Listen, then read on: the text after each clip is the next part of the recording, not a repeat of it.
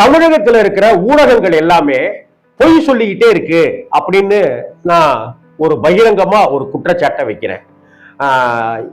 ஏன்னா இந்த 100 ஆண்டுகள் கண்ட ஒரு வார பத்திரிகையாக இருக்கட்டும், அந்த நிறுவனத்திலிருந்து வரக்கூடிய வாரம் இருமுறை வரக்கூடிய அரசியல் புலனாய்வு குரலற்றவர்களின் குரல் அடைமொழியோடு வருகிற பத்திரிகையாக இருக்கட்டும், மற்ற மீடியாக்கள் ஊடகங்கள் அந்த சேனல் இந்த சேனல்னு ஒரு கல்லூரியினுடைய ஓனர் வச்சிருக்கிற சேனல்ல இருந்து ஆரம்பிச்சு நிறைய சேனல்கள் எடுத்துக்கிட்டாக்க இவங்க எல்லாரும் 2 நாளைக்கு ஒரு தடவை விஜயை வச்சுக்கிட்டு ஒரு பிரேக்கிங் நியூஸ் அப்படின்னு போடுறத ஊடகங்கள் வழக்கமா வச்சிருக்காங்க.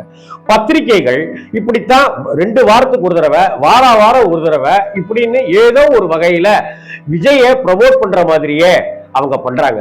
விஜய்கிட்ட காசு வாங்கியிருக்காங்களா, பணம் வாங்கியிருக்காங்களா, பொட்டி வாங்கியிருக்காங்களா அப்படிங்கிறதெல்லாம் எனக்கு தெரியல. ஆனா ஏதோ ஒண்ணு உள்குத்து இருக்கு அப்படின்னு தான் பார்க்க வேண்டியிருக்கு.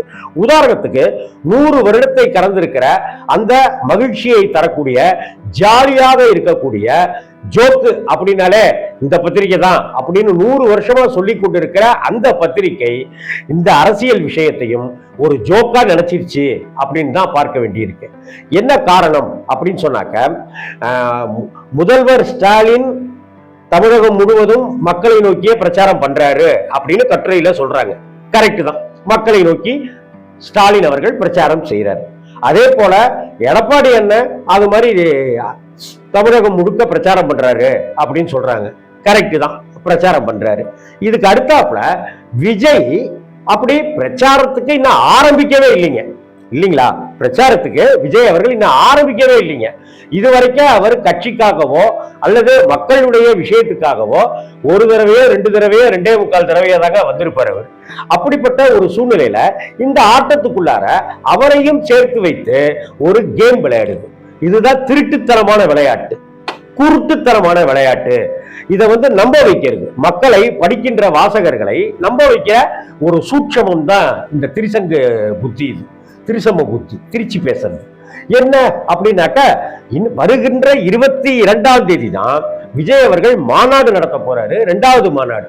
இந்த 2வது மாநாடு நடத்துறது ஏதோ ஒரு மெர்சல் படம் ரிலீஸ் ஆகிற மாதிரியும், ஒரு கோட்டு படம் ரிலீஸ் ஆகிற மாதிரியும், ஒரு ஜனநாயகன் படம் ரிலீஸ் ஆகிற மாதிரியும் அதுக்கு பயங்கர பில்டப்பா ஏத்திக்கிட்டே இருக்காங்க இந்த ஊடகத்துல இருக்கிறவங்க எல்லாம். ஏன் அப்படி செய்யறாங்க, எதுக்காக அப்படி செய்யறாங்க என்னன்னே தெரிய மாட்டேங்குது. ஒண்ணு இல்லைங்க, சமீபத்துல பீகார்ல நடந்திருக்கிற அந்த வாக்கு திருட்டு அப்படிங்கிற ஒரு விஷயமும் 300 எம்பிக்கள் இவரோட ராகுல் காந்தி அவர்களுடையும் பிரியங்கா காந்தி அவர்களுடையும் அகிலேஷ் யாதவ் உள்பட்ட ஏராளமானவர்கள் 300 எம்பிகளுக்கு மேல போய் பேரணியா போறாங்க. நாடாளுமன்றத்திலிருந்து தேர்தல் ஆணையம் நோக்கி பேரணியா போறாங்க. அப்ப ராணுவங்களே அங்க குவிந்து தடுப்புகள்லாம் போட்டு எல்லாம் பண்றாங்க. அப்படிப்பட்ட ஒரு சூழ்நிலையில அதற்கு விஜய் அவர்கள் ஒரு கண்டனம் அறிக்கை விடுறாரு. அந்த கண்டனம் அறிக்கை விட்ட உடனேயே அதை ஒண்ணுமே சொல்லலைங்க. நீங்க வேணா பாருங்க, 3 நாளைக்கு முன்னாடி அவர் என்ன அறிக்கை கொடுத்துருக்கிறாருன்னு பாருங்க, என்னன்னு பாருங்க. அதுல ஒண்ணுமே பெரிய அளவுக்கெல்லாம் ஒரு வெடியெல்லாம் ஒண்ணும் கொளுத்துலீங்க. அவரு கண்டனம்னு ஒரு வார்த்தையை சொல்லியிருக்கிறாருங்க. யாருக்கு கண்டனம்னு சொல்லணும்ல? மோடிக்கு கண்டனமா, அல்லது தேர்தல் ஆணையத்துக்கு கண்டனமா, அமித்ஷாவுக்கு கண்டனமா, நட்டாவுக்கு கண்டனமா, யாருக்கு கண்டனம்னு சொல்லணும் இல்லைங்க? யாருக்கு கண்டனம்னு சொல்லாம ராகுல் காந்தியை கைது செய்ததற்கு கண்டனம் அப்படின்னு அதே மேம்போக்கா சொல்றாருங்க. 2வது பாயிண்ட் என்ன அப்படின்னு சொன்னாக்க, இது மாதிரியான ஒரு சம்பவம் நடந்திருக்கு. பீகார்ல வாக்கு திருட்டு பிஜேபி செய்திருக்கு. இதற்கு தேர்தல் ஆணையம் கூட்டுக்களவாணியா செயல்பட்டு இருக்கு. இப்படி கூட்டுக்களவாணியாக செயல்படுகிற தேர்தல் ஆணையத்தையும் ஜனநாயகத்தை காப்பாற்றாத இந்த தேர்தல் ஆணையத்தையும் பாஜக அரசையும் நான் வன்மையாக கண்டிக்கிறேன். இப்படி ஏதாவது கொஞ்சம் அடிக்கணும்லங்க பவர்ல, அதெல்லாம் எதுவுமே செய்யாம அம்பேத்கர் விழாவில் நான் பேசியிருந்தேன் அப்படின்னு கோடிட்டு காமிக்கிறாருங்க. இதை கோடிட்டு காமிக்கிறதுக்கு எதுக்குங்க தலைவர் தாவேகா விஜய் ஒருத்தர்? அவர் பாட்டுக்கு சினிமாவில நடிக்க வேண்டியது தானே. தில்லு இருக்கணுங்க. சினிமாவில் 50 பேரை அடிச்சு சாய்க்கிறது பெரிய விஷயம் இல்லை. இங்க தில்லு இருக்கணும். ஒன்றிய அரசை எதிர்க்கிறதுக்கு தில்லு இருக்கணும். ஆளுங்கட்சி திமுகவை எதிர்க்கிறதுக்கு தில்லு இருக்கணும். இங்க அதிமுக அரசனுடைய ஊழல்களை சொல்றதுக்கு தில்லு இருக்கணும்.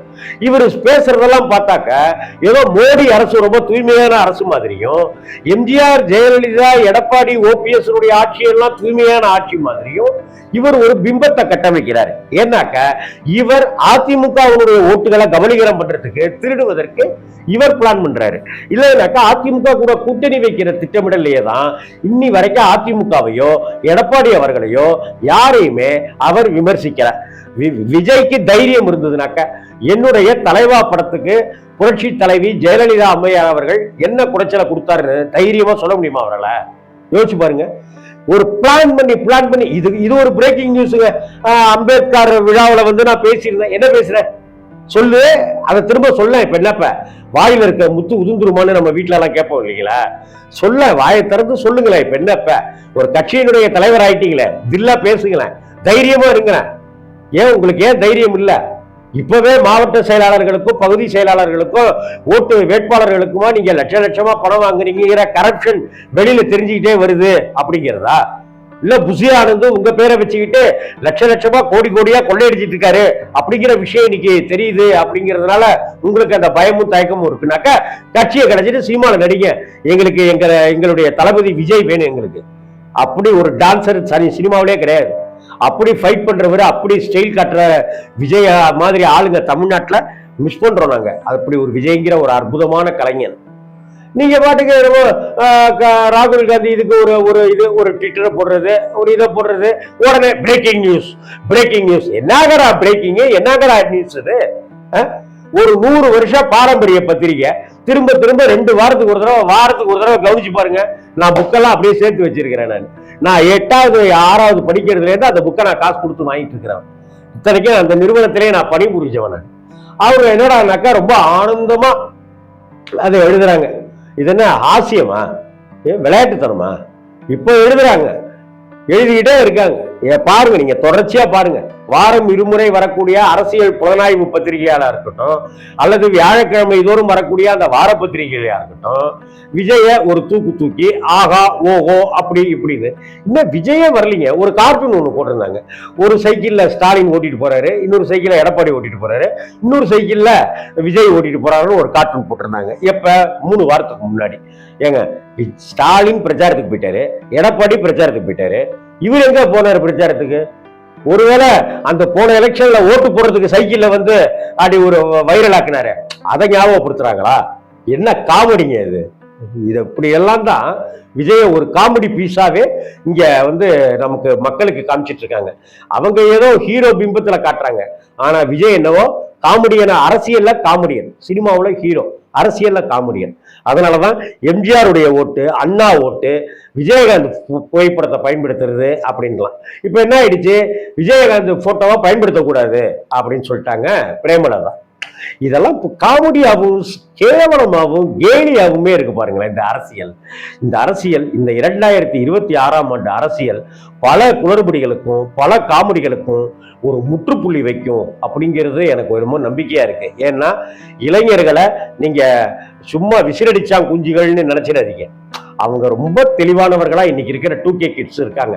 இந்த 2K கிட்ஸ் யாருக்கு ஓட்டு போடணும், நம்ம நாடு வளரணும்னா என்ன செய்யணும், நீயும் நானும் ஒண்ணு அப்படின்னு ஒரு மத ரீதியா இல்லாம ஒற்றுமையோட இருக்கணும்னாக்க எது வரக்கூடாது எது வரணும் அப்படிங்கிறதுல தெல்ல தெளிவா இருக்காங்க. அந்த வகையில பார்க்கும்போது இந்த விஜயினுடைய ஆர்ப்பாட்டங்கள், விஜய் வந்து ஒரு சீனை போடுறது 22ஆம் தேதியில இருக்கு. அவர் என்ன மாநாட்டில் அவர் மோடியை எதிர்த்து பேசுவாரா, இல்ல ஜெயலலிதா வந்து என்னை எப்படி எல்லாம் மிரட்டினார் தெரியுமான்னு கமல் சொன்னார்ல, விஸ்வரூபம் படத்துக்கு என்னென்னலாம் பிரச்சனை வந்துச்சுன்னு சொன்னார்ல, அது மாதிரிலாம் இவர் சொல்லுவாரா? அப்படி சொல்லிட்டாருன்னா இந்த தமிழகத்துல தில்லுக்கார தலைவர் விஜய்ன்றத நான் ஒத்துக்கிறேன். என்னுடைய ஓட்டு, எங்க குடும்பத்தில் இருக்கிற ஓட்டு அத்தனையுமே தாவேகாவுக்கு அப்படிங்கிறத சூட ஏத்தி சத்தியம் பண்ணி சொல்றேன். வணக்கம்.